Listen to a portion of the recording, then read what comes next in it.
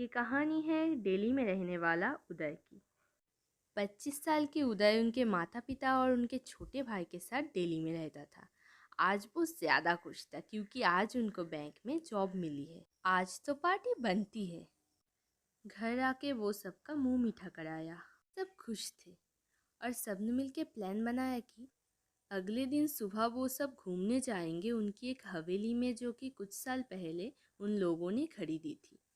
वो घर 1941 में बनी थी और ज़्यादा पुराना होने के कारण वहाँ पे एक शाही एहसास था।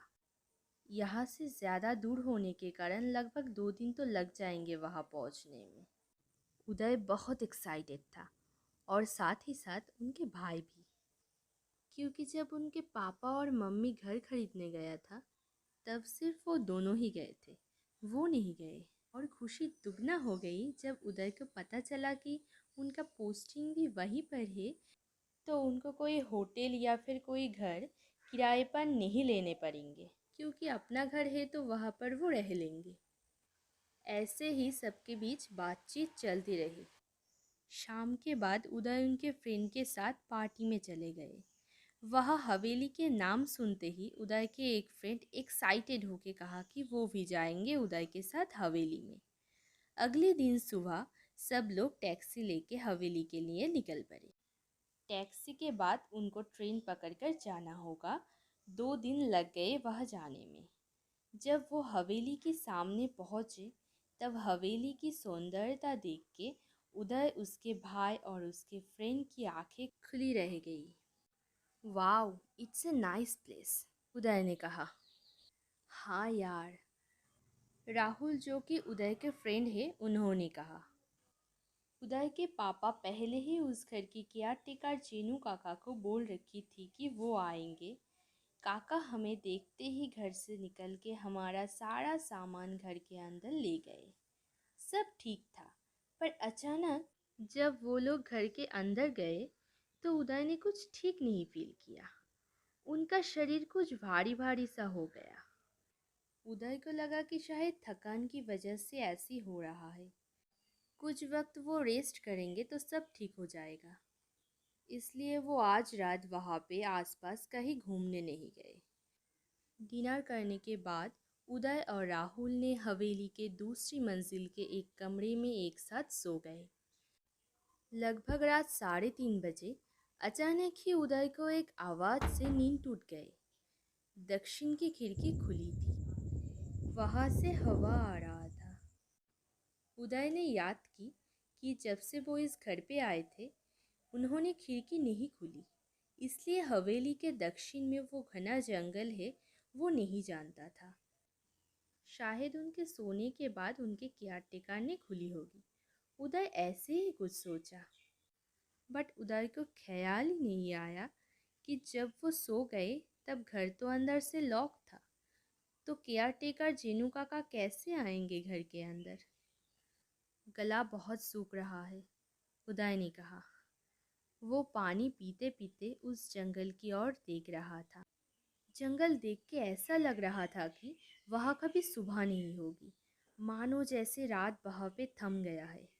आसमान में चांद तो है पर उनकी रोशनी वहाँ पे पहुँच नहीं रहा है। लेकिन अचानक ही उदय को लगा कि जंगल के अंदर कोई खड़ा है। नींद की आँख है, इसलिए कुछ साफ साफ नहीं दिख रहा है, इसलिए वो राहुल को नींद से बुलाया। अब उदय को थोड़ा डर लग रहा था। वो डर कर राहुल को कहा, राहुल देख, जंगल में कोई है, कोई लड़की। राहुल ने खिड़की के पास गया बट वो कुछ नहीं दिखा। उन्होंने समझा कि उदय डर रहा है। उदय के मजाक में कहा, हाँ देख, तेरी बीवी खड़ी है, मेरी भाभी। मजाक मत कर, मैंने सच्ची में किसी को देखा है, उदय ने कहा। अरे कोई नहीं है वहाँ पे, नींद भरी आँख पे कुछ भी देख लिया, सो जा, राहुल ने कहा। उदय भी खिड़की के पास आके जंगल को अच्छे से देखा पर तब वहाँ कोई नहीं था। शायद ये मेरा रहम होगा, उदय ने कहा। कह के खिड़की बंद करके वो दोनों सो गए। कुछ दिन अच्छे से बीत गए। उदय के फैमिली और राहुल ने कुछ दिन बिताने के बाद वहाँ से चला गया। बट उदय के पोस्टिंग वहाँ पर होने के कारण वो वहाँ रह गया। कुछ दिन फैमिली और दोस्तों के साथ अच्छे से बिता के अब अकेले उदय के घर पे कुछ भी अच्छा नहीं लग रहा था, इसलिए वो इधर उधर घूम रहे थे। अगले दिन जॉइनिंग है। घर से मार्केट बहुत दूर है, इसलिए कुछ सामान भी खरीदी उदय ने। केयरटेकर जेनू काका घर की सब काम करता है, बट अजीब की बात है, वो किसी से ज़्यादा बात नहीं करता, चुप चुप सा रहता है। मार्केट से आने में बहुत रात हो चुकी थी, इसलिए उदय ने सोचा कि रिक्शा पकड़ेंगे। बाजार के पास में उदय ने एक रिक्शा चालक को खड़ा दिखा। भैया, कल्याणी पर जाएंगे? उदय ने कहा। उन्होंने कहा, हाँ साहब, जाएंगे। उदय जल्द ही रिक्शा पर चढ़ गया। कल्याणी पर कहाँ जाएंगे आप साहब? चालक ने कहा। वह मेरा घर है, उदय ने कहा। आपको तो पहले कभी यहाँ नहीं देखा, नए हैं यहाँ पे? उस चालक ने कहा। हाँ, मैं नौकरी की वजह से आया हूँ, मैं यहाँ का नहीं हूँ, उदय ने जवाब दिया। उस रिक्शा चालक ने उदय को कहा, साहब, आपको एक बात बोलूं? आप कुछ कहेंगे तो नहीं ना? नहीं, बोलो, उदय ने कहा। वहाँ पर एक हवेली है, बहुत पुराना। चालक ने कुछ बोल पाता इससे पहले ही उदय ने कहा, हाँ हाँ, वो हवेली हमारी है, मैं वहाँ पर ही रहता हूँ। चालक ने ये सुन के और कुछ भी नहीं कहा। इसके बाद पता नहीं क्यों उस रिक्शा चालक ने एकदम से चुप हो गया, मानो जैसे कहा उसके ध्यान खो गया हो। कुछ देर के बाद उदय ने बोला, भैया, आप कुछ कह रहे थे? कुछ नहीं साहब, बस थोड़ा ध्यान में रहिएगा, बुरा मत मानिएगा, बस ऐसे ही बोल दिया, चालक ने कहा। उसके बाद कोई कुछ नहीं कहा। सन्नाटा ही सन्नाटा, जैसे इधर कोई रहता ही नहीं। बहुत दूर तक सड़क पार करने के बाद उस रिक्शा चालक ने रिक्शा रोक के कहा, साहब, रिक्शा के टायर से हवा निकल चुकी है, मैं अब और आगे नहीं जा सकता। उदय के पास अब चलने के अलावा कोई चारा नहीं था। कुछ दूर चलने के बाद उदय का गली में एक लड़की दिखी। वो उदय के ठीक आगे आगे चल रही थी। आसमान में चांद थी, उसमें वो लड़की उदय को साफ साफ दिख रही थी। उदय थोड़ा सोचने लगा कि इतने रात को उस लड़की अकेले सड़कों पे क्या कर रही है। उदय चलते चलते उस लड़की के पास गया। तब अचानक से उस लड़की मुस्कुराया और बोलने लगी, घर पर जा रही हो? उस लड़की ने ऐसे बात किया जैसे वो उदय को पहले से ही पहचानती है। उदय हैरान हो गए और साथ ही साथ वो उस लड़की की सुंदरता देख के उससे ध्यान हटा ही नहीं पा रहा था। वो इतनी सुंदर थी कि कहा जा सकता है उदय उसके बचपन से आज तक इतनी सुंदर लड़की कभी नहीं देखी।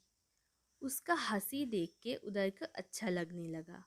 उदय ने कहा, हाँ, वो हवेली पे, वहाँ ही मेरा घर है।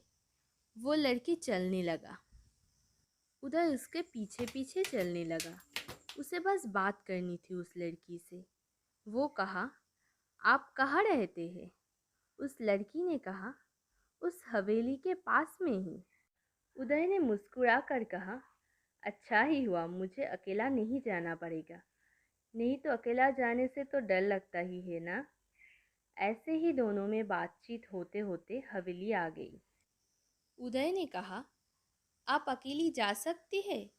इतनी रात हुई है, या फिर मैं जाऊंगी आपके साथ? उस लड़की ने कहा, मैं यहाँ का रहने वाली हूँ, मुझे कोई डर नहीं लगता। उदय ने सोचा, वो भी कितना पागल है, वो यहाँ पर नए हैं, कुछ पहचानता ही नहीं, वो कैसे जाएगा? दरवाज़ा खोल के वो उस लड़की को कुछ बोलने ही वाला था कि पीछे मुड़कर देखा कि वो लड़की वहाँ से ऑलरेडी निकल चुकी है। उदय ने घर आके फ्रेश होने लगे। बार बार उसे उस लड़की का खूबसूरत चेहरा याद आने लगा, मानो जैसे वो उदय को पूरा हिप्नोटाइज कर दिया। फ्रेश होके उदय ने खाना खा लिया और घर पर सोने चला गया। थोड़ा गर्मी है पर खिड़की खुली है, इसलिए ठंडी हवा आ रही थी। उदय खुली खिड़की से आसमान का चांद दिख रहा था और उस लड़की के बारे में ही सोच रहा था। रात बहुत हो चुकी थी। उदय ने सोचा कि अब सो जाना चाहिए, क्योंकि सुबह काम बहुत है। पर सोना तो दूर की बात। उदय को ये सोच के बेचैन सी हो रही थी कि कब मिलेंगे वो लड़की। जैसे उदय के ऊपर वो लड़की कुछ जादू कर दिया हो। उदय ने कहा कि कैसे ढूंढूंगी मैंने उस लड़की को। अरे मैं उसका नाम तक नहीं पूछा। रात में उदय को अच्छे से नींद भी नहीं आई और अगले दिन सुबह उदय अलार्म बजने से उठ गया। और इसके बाद पार्ट 2 में बाकी की कहानी।